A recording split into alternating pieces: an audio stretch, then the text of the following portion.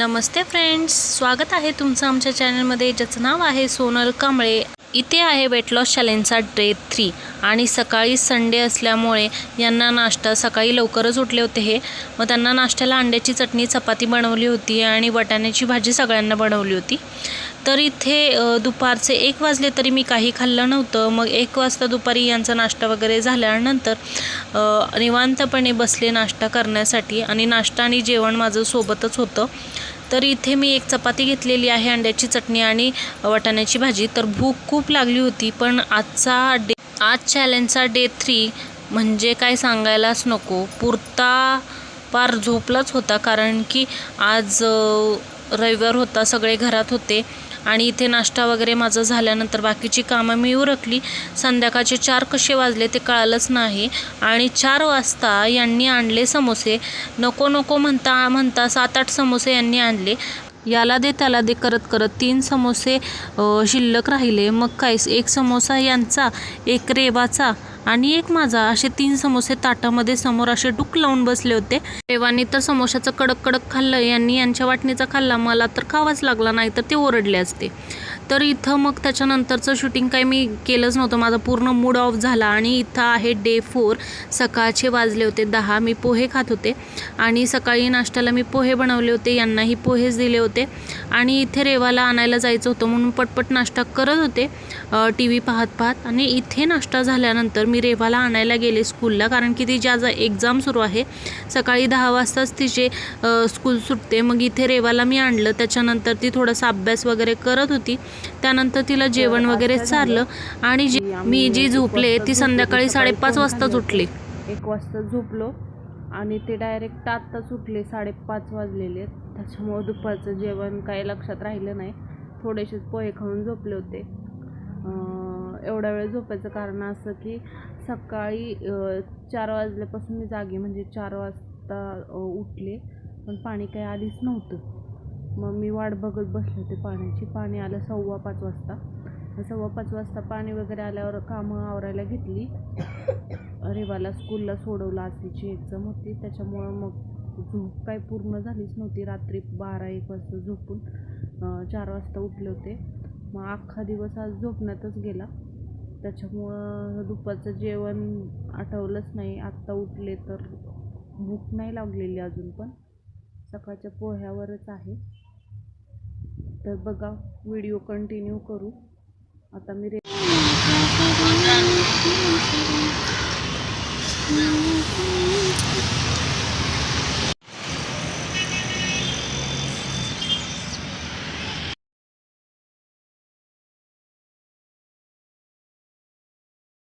दुपारी 1 वाजता झोपलेले मी, संध्याकाळी 5:30 वाजता उठले। 5:30 वाजता उठल्यानंतर भाजीचं वगैरे बघितलं आणि त्याच्यानंतर रेवाला चहा वगैरे करून दिला, थोडंसं चारलं आणि म्हटलं आता स्वयंपाक करून घेऊ। आता इथे मी स्वयंपाकाला आलेली आहे। म्हटलं आज पालक डाळ करायची, तर इथे पालक डाळ करण्याची माझी तयारी चालू होती। इथे पालक शिजायला घालत होते मी आणि पालक घालता माझं बाकीचं पण काम चालू होतं, की आवरावर करायची चालू होती दिवसभराची। म्हटलं आज लवकर स्वयंपाक उरकून घेऊ, कारण की 6च्या आत स्वयंपाक जर आवरला तर रेवाला मस्त चांगला वेळ देता येतो तिच्या अभ्यासासाठी, कारण की फायनल एक्झाम आहे, तर अभ्यास चांगला घ्यावा लागतो। लहान मुलं अभ्यास आपण स्वतः त्यांचा अभ्यास घेतल्याशिवाय ते स्वतः काही करत नाहीत, त्याच्यामुळे इथे माझी स्वयंपाकाची घाई आणि लगबग चालू होती। इथे डाळ कुकरला लावलेली आहे। चपात्यांचं पीठही मला मळायचं होतं, त्याच्यामुळे पटपट सर्व आवरत होते।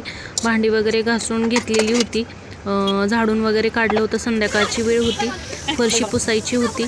झाडून काढून मी सर्व आवरल्यानंतर फरशी पुसते। संध्याकाळच्या 6-7च्या आतमध्ये माझी फरशी वगैरे पुसून होते, म्हणजे जरा रात्री संध्याकाळी पण कसं स्वच्छ वाटतं। इथे मी पीठ मळत आहे, तर तुम्ही माझे बाकीचे अगोदरचे डेली व्लॉग पाहिले असतील तर तुम्हाला मी पीठ मळण्याचा पण व्लॉग आहे माझा एक। तर पीठ कसे मळायचे, तर पातेल्यात मी पीठ का मळते हे पण त्याच्यामध्ये सांगितलं आहे, कारण की मला परातीत पीठ मळता येत नाही, मला असं खोलगट भांड्यातच पीठ मळता येतं। कारण की याच्यात कसं पीठ मळलं की अजिबात आजूबाजूला सांडत नाही आणि पीठ एकत्र एकजीव व्हायला मदत होते आणि लगेच असं जादू झाल्यासारखं पीठ मळून तयार होतं। तुम्ही पण नक्की ट्राय करा हे।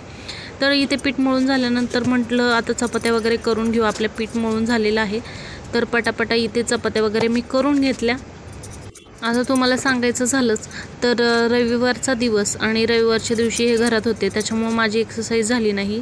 सकाळी नाश्त्याला अंड्याची चटणी चपाती खाल्लेली होती. डाएट चालू आहे आणि त्याच्यामध्ये आधेमध्ये जे खाणं आहे ते पूर्णपणे बंद आहे, म्हणजे सारखं तोंड अजिबात चालू नाही आहे. पण रविवारी संध्याकाळी यांनी जेव्हा समोसे आणले त्याच्यानंतर मला म्हणजे पूर्ण व्हिडिओ करण्याचा मूडच गेला आणि मला तो समोसा खायचा नव्हता. आता एवढा प्रेमाने आणलेला समोसा फेकायचा किंवा तसाच ठेवून द्यायचा म्हटलं नको. त्याच्यामुळे मी समोसा खाल्ला आणि समोसा खाल्ल्यानंतर मग माझा जो डायटिंगचा मूड होता दिवसभराचा तो पूर्णच गेला. संध्याकाळी मी चिकनचं कालवण, भात, चपाती असं जेवण बनवलं होतं. त्याचा पण मी काही व्हिडिओ करू शकले नाही आणि इथे माझ्या चपात्या छान झालेल्या होत्या. दुसऱ्या दिवशीचा हा व्हिडिओ आहे, म्हणजे जो चौथा दिवस आहे डाएटचा, तो चौथा दिवस आहे. आता इथे दिवसभर मी काहीही खाल्लेलं नाही. मला खूप भूक लागली होती. पोह्यावर मी आज दिवसभर होते, तर मला इथे चपाती वगैरे आवरून मला चहा, बिस्किट असं काहीतरी खायचं होतं, कारण की पोटात खूप असं आगाग पडली होती, कुळकुळ झाली होती भुकेने.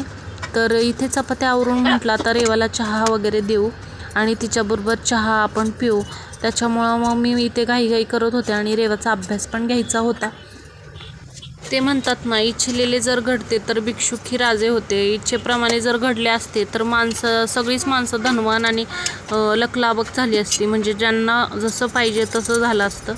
आणि आजकाल कष्ट आणि जे कॉम्पिटिशन आहे जगातलं ते तर नाहीसंच झालं असतं.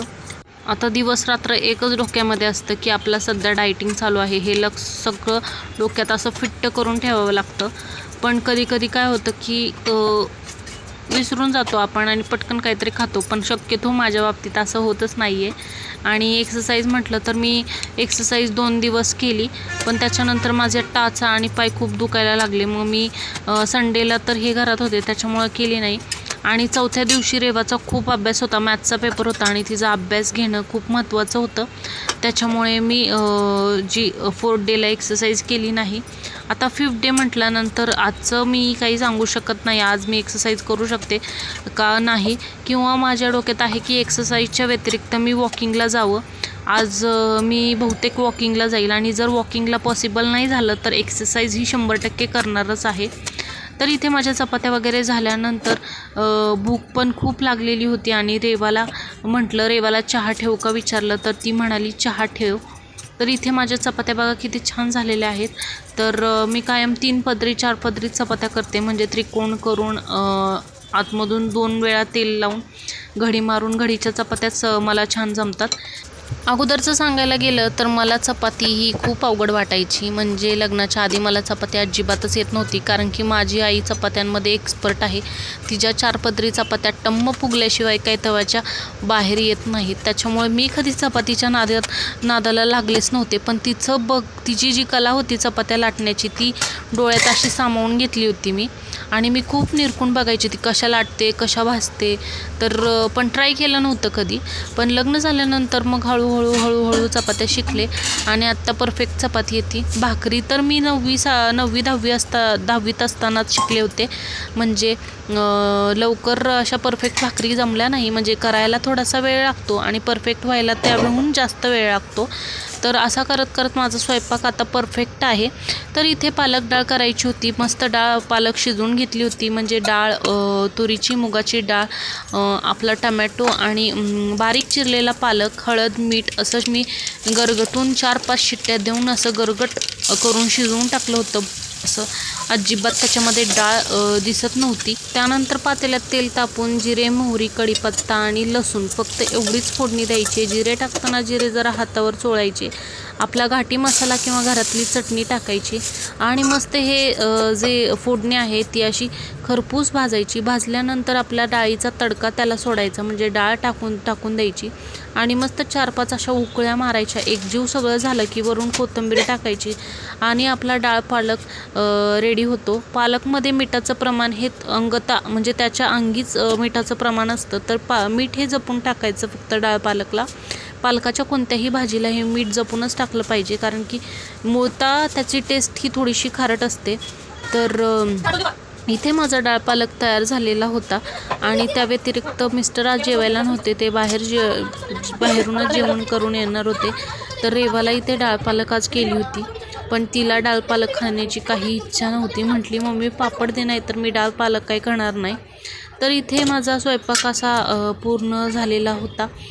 चपात्या झाल्या होत्या, डाळ पालक झाली होती, भात शिजायला घातलेला होता. भुकेने काय करून काय नको असं झालेलं होतं. म्हणजे अंगात असं त्राण होते, पण असे पूर्ण त्राण नव्हते असं झालं होतं. इथे रेवाला वडापाव आणलेला, रेवाने अर्धवटच खाल्ला. आता हे आपण काय करतो की मुलांनी खायचं सोडून दिलं की आपण खातो, जणू काही आपण कचरापेटी आहे. तर डायटिंग आहे त्याच्यामुळे असं अबरचबर असं शिल्लक राहिलेलं अजिबात खायचं नाही किंवा फेकून द्यायला लागेल. त्याच्यामुळे चला आपण खाऊ, तर असं करायचं नाही आहे. हा नियम पहिला मी माझ्या पूर्ण डाएट प्लॅनमध्ये ॲड केलेला आहे. कारण की मला हे असं आबरसबर खायचंच नाही आहे अजिबात. त्याच्यामुळे मी पूर्णपणे माझं माइंड त्याच्यावर सेट आहे की मी असं तसं काही खाणार नाही. इथे ब्लॅक टी आणि मारीचे 4-5 बिस्किट मी घेतले होते खाण्यासाठी. रेवाला चहा टोस्ट दिला. रात्रीचे 7 वाजले होते आणि आज चहाला पूर्ण उशीर झाला होता आणि माझ्या डोक्यात टेन्शन होतं की रेवाचा अभ्यास अजिबात झाला नव्हता. तर ते चक्र माझ्या डोक्यामध्ये सुरू होतं. कधी कधी व्हिडिओ बनवताना किंवा एडिट करताना कधी फोन हातात धरायचा पण कंटाळा येतो. कारण की नको वाटतं तेच करायला.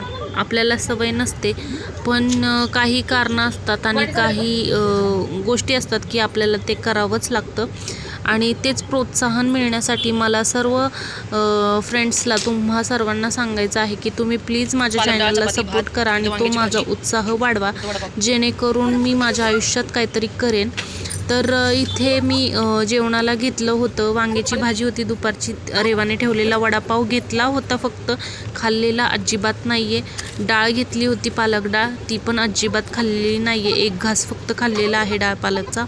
ती वाटी तशी शिल्लक राहिली. फक्त 1 चपाती आणि वांग्याची भाजी जी होती ती खाल्ली आणि भात खाल्ला. आणि जेवण झाल्यानंतर मला एवढं बरं वाटलं की बापरे. म्हणजे मी 5 ते 10 मिनटं फक्त मोठमोठे श्वास घेत होते, कारण की मला खूप डेंजर भूक लागली होती. असं डोकं सुन्न झालं होतं.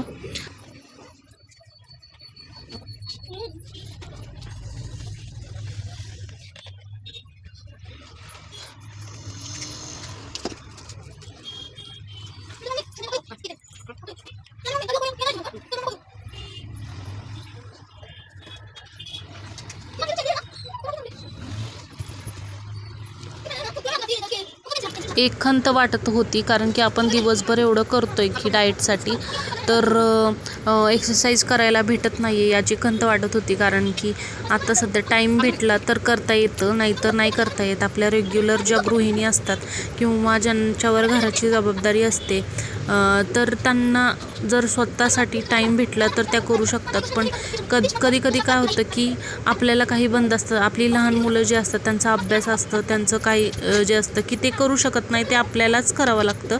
आणि त्यांना हा 100% आपण स्वतःसाठी वेळ नाही दिला तरी त्यांना तो वेळ द्यावा लागतो. त्यामुळे कधी टाईम भेटत नाही.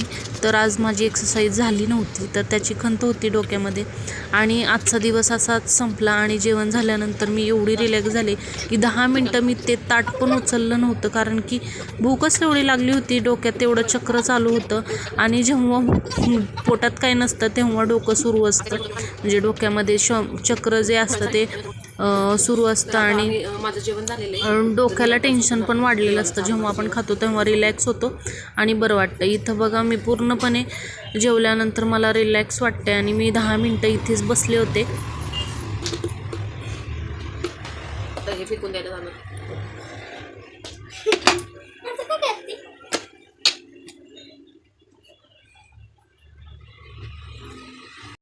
तर फ्रेंड्स, आजचा ब्लॉग मी इथंच संपवते. भेटूया उद्याच्या चॅलेंजमध्ये, डे 5. तर उद्याचा दिवस आमचा कसा असेल तर ते नक्की बघायला विसरू नका. व्हिडिओला लाईक, चॅनलला सबस्क्राईब करायला विसरू नका. भेटूया नेक्स्ट व्हिडिओमध्ये. तोपर्यंत बाय.